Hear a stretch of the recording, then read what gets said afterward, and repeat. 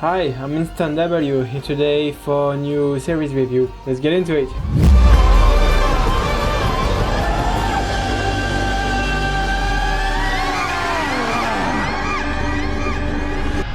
Okay, so today I will review the season 1 of the last Netflix series, The Witcher. First of all, I must say that I didn't know much about the Witcher universe before watching the series. I've never played the games or read the books, so my opinion about it is completely free of expectations. I do not care about the appearance of the characters in comparison of the books or the video games. I will judge the series as an independent piece of art, so if you want a review from someone that knows the universe, then this review is not for you, I'm sorry. So let's get started. The first scene of the show was pretty impressive. I love the very grey set design on the first fight against the Kikimora. Netflix knows how to hook you up from the start, that's for sure. Gerard is by far the most interesting character, amazingly played by Henry Cavill. I like the actor a lot, and the guy knows the universe of The Witcher. He loves this, that's the reason why he's so deeply into the character. The Jaskier's actor is also great at playing Gerard's companion. I thought that character was so annoying at the beginning, but I have grown attached to him from an episode to another.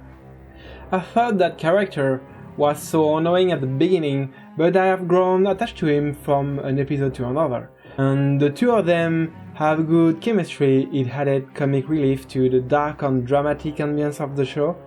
The series follows the story of different characters linked together by dramatic events. We follow the story of Cyrilla, Sintra's princess whose destiny is bound to Gerard's. That character is not the most interesting one. Her story progresses quite slowly. The intriguing part of her story is her magic. Just like her mother, she has incredible powers. Yennefer is a hunchback girl sold by her family to Aretusa in order to be trained as a sorceress. I like the character development of Yennefer. She suffers from her origin. She has half-blood, explaining her deformity. I like her progression a lot. She starts from being a shy and weeping girl and transforms into a very confident, powerful and charming woman. She underwent a painful procedure to change her body into the ideal image of herself.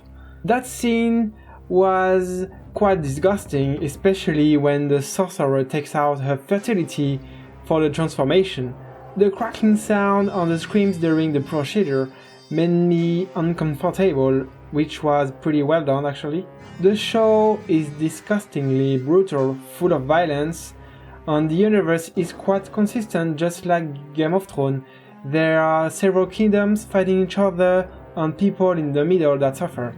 Nobles and organizations are playing the game of war.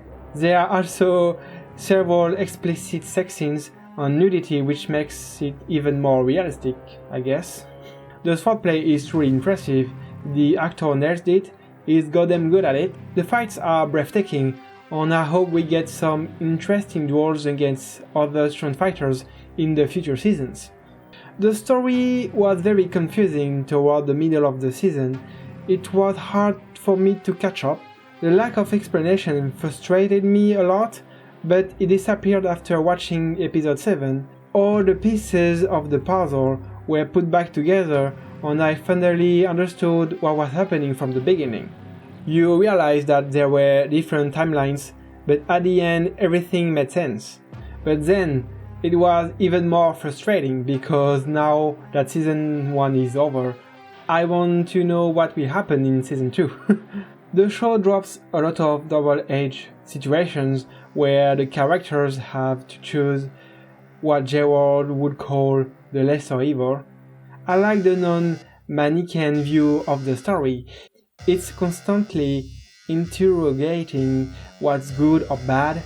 The world is not just black or white, it's just shades of grey. Gerard, who is considered a monster, is maybe the most human of all of them. Even though he has been mutated to fight beasts, he is the one showing compassion for other living things. I love the music they used, very dynamic orchestral soundtracks.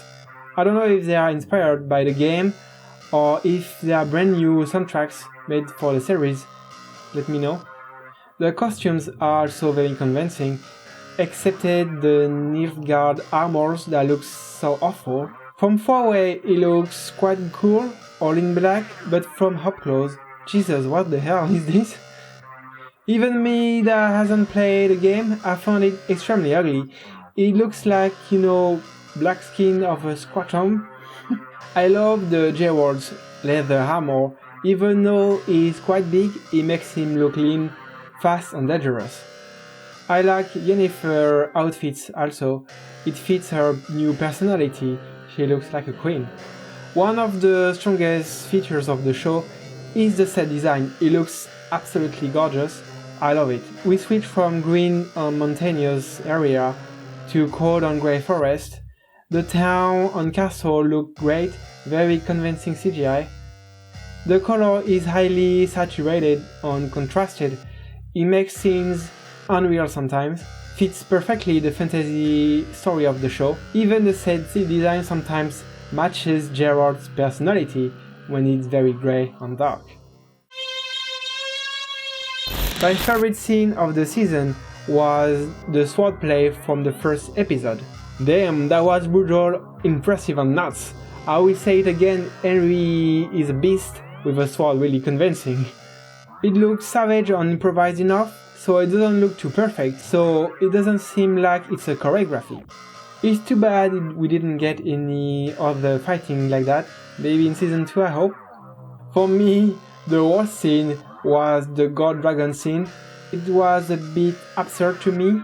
The CGI was very bad, they fucked up the dragon's design, it looked so unreal and ugly. And when the god dragon started talking, I was so confused. I didn't know if I should laugh or take it seriously. It felt so off. The voice didn't match the dragon at all. I didn't believe it. I don't understand, the series was very good but suddenly it looked like a fan-made scene. I rate the series 8 out of 10, it's a good start I think, and I hope the story will get better later. I think it will gain from being more explicit sometimes, without explaining all the mysteries either. I think the story was going a bit too fast, changing from a situation to another very quickly, leaving a feeling of rushing. Maybe only I feel that way. Nevertheless, I enjoy my time watching it, and I didn't feel bored, at least not too much. Gerard is definitely the strongest asset of the story for now. I hope we will get to see other characters as charismatic as him in the future. I didn't expect it to be so funny sometimes. From the trailers I thought it would be way more serious. It's not a comedy either, but some parts of the series were almost absurd. I have the feeling that season 1 was only a prequel of the real story. It's meant to introduce the different characters and to set the context. The ending made me want to watch season 2. Good job Netflix, you got my attention. If you are seeking for a fantasy show, I would strongly recommend it. I think it has a lot of potentials. Alright, that's all for me today. Leave a like, comment and subscribe for more. Don't forget to check out my music channel and to follow me on social media.